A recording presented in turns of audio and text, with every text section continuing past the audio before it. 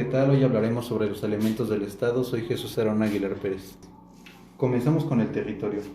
Nuestro territorio se extiende entre los 1.9 millones de kilómetros cuadrados de superficie continental y 5.127 kilómetros cuadrados de superficie insular.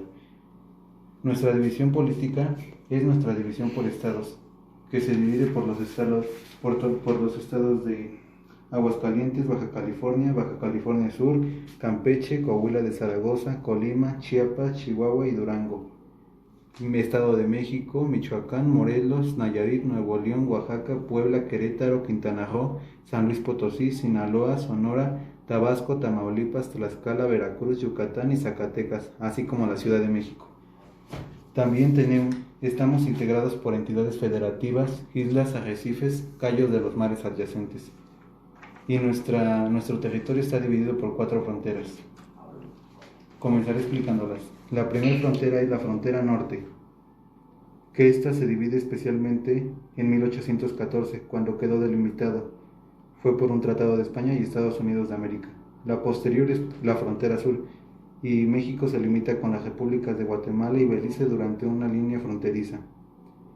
Posteriormente tenemos la frontera este, que está delimitada por el Océano Atlántico, el Golfo de México y la porción que se le conoce como nombre del Mar de Antillas. Y por último tenemos la frontera oeste. A ella pertenece el Océano Pacífico y el Golfo de California, con la presencia de la península de Baja California, paralela de la general de la línea costera. Continuamos con la población. La población total de México es de 119.938.473. El 51% son mujeres y el 48.9% son hombres. Y la edad promedio es del nacimiento a los 25 años de edad. ¿Quiénes son los ciudadanos mexicanos? Los ciudadanos mexicanos son aquellos que conozcan el territorio o por naturalización, es decir, los extranjeros que obtengan de la Secretaría de Relaciones una carta de naturalización o contraigan matrimonio con una persona mexicana y se encuentren dentro del territorio, son ciudadanos de la República. Los varones y las mujeres que cumplan 18 años con un modo honesto de vivir y cumplir con sus derechos como ciudadano, al votar en las elecciones y, claro, ser votado. 3. Continuamos con la organización política. La soberanía nacional reside esencial y originalmente en el pueblo, al igual que es voluntad del pueblo mexicano construirse en una república representativa, democrática, laica y federal.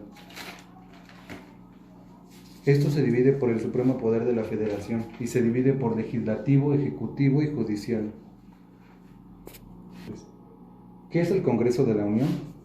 El Congreso de la Unión es la fuerza política. Como bien sabemos, el poder legislativo se divide en Cámara de Diputados y Cámara de Senadores. Esta Cámara de Diputados y Cámara de Senadores son los representantes de los habitantes que integran el país y que se les comprende como el Congreso de la Unión. 3. ¿Cuántos senadores y diputados hay en México? En México hay 500 diputados y 300 son elegidos. Senadores hay 128 senadores o senadoras, 64 electos al principio y 32 al principio representante. Continuamos. ¿Cuántos partidos políticos hay y cuáles son? Los partidos políticos que tenemos en México es el PAN, Partido Acción Nacional. Segundo, el PRI, Partido Revolucionario Institucional. El PRD, Partido de la Revolución Democrática. PT, Partido del Trabajo. El Verde, que es el Partido Verde Ecologista de México. Movimiento Ciudadano, Morena, Encuentro Social Solidario, Redes Sociales Progresistas y Fuerza Social por México. Estos dos últimos partidos políticos son efectuados en este 2020, son nuevos. Continuaremos hablando con qué es la Suprema Corte de Justicia de la Nación y cómo está conformada. La Suprema Corte de Justicia de la Nación es el máximo tribunal constitucional del país y cabeza del Poder Judicial de la Federación y está conformada por los ministros, de los cuales uno es su presidente, sus miembros y otros son elegidos por el Senado. ¿Qué funciones tiene el Ejecutivo y cómo es el electo? Se deposita el ejercicio del Supremo Poder Ejecutivo de la Unión a un solo individuo, que se denominaría Presidente de los Estados Unidos Mexicanos. Nuestro gobierno de México ¿Cuál es el que tenemos? En nuestro gobierno mexicano es una república representativa, democrática, federal y laica. Los nombres de nuestros titulares de Ejecutivo Federal son: Presidenta de la Cámara de Diputados es la diputada Dulce María Sauri Riancho. Presidenta de la Cámara de Senadores es el senador Óscar Eduardo Ramírez Aguilar. Y nuestro ministro presidente de la Suprema Corte de Justicia de la Nación es el ministro presidente Arturo Saldívar Lelo de la Rea. Ahora hablaremos sobre la soberanía. Daré algunos ejemplos. Como primero tenemos la intervención de Estados Unidos. En esto se refiere a que mientras México construía su gobierno, Estados Unidos expandía su territorio. Estados Unidos fue el país que más atacó a México mediante diversas actividades diplomáticas e intervenciones armadas que devinieron en que el país hispanohablante perdiera en 1848 la mitad de su territorio.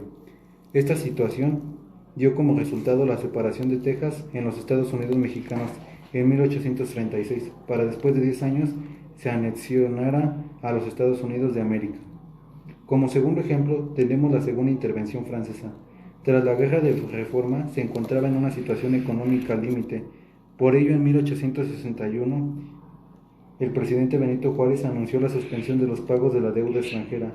Por ello, Francia, Reino Unido, España se unieron para exigir pagos y formaron una alianza gestada en las Convenciones de Londres, donde decidieron enviar tropas para intervenir a México. El 10 de junio de 1863, las tropas llegaron a la Ciudad de México, pero debido a la resistencia mexicana, obligó a los franceses a abandonar el país en 1866. Actualmente México es soberano.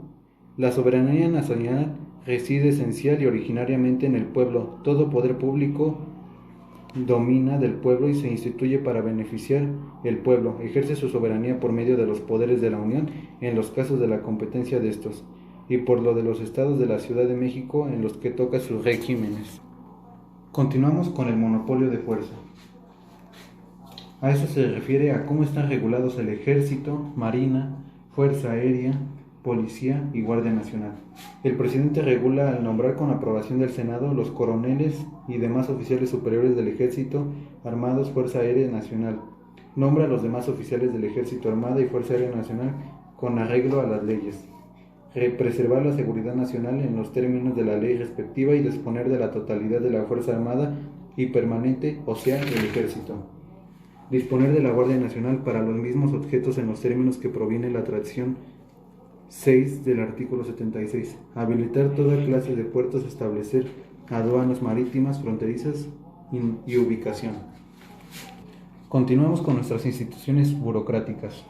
Para entender esto se tiene que saber qué es la burocracia. La burocracia es un sistema de organización que se caracteriza por procesos que pueden ser centralizados o descentralizados. Como ejemplos, tengo el banco, que es la obtención de financiación, merece un logro destacado en la maraña de burocracia, ya que el autónomo debe esperar en el mejor de los casos 2 o 3 semanas para recibir una respuesta. Por segundo, tengo una institución pública, que los autónomos que se relacionan con instituciones públicas, saben el significado de las trabas donde tienen especial importancia la ley de contratos del sector público. Bueno, esto es todo el tema de elementos del Estado. Muchas gracias por estar con nosotros y acompañarnos.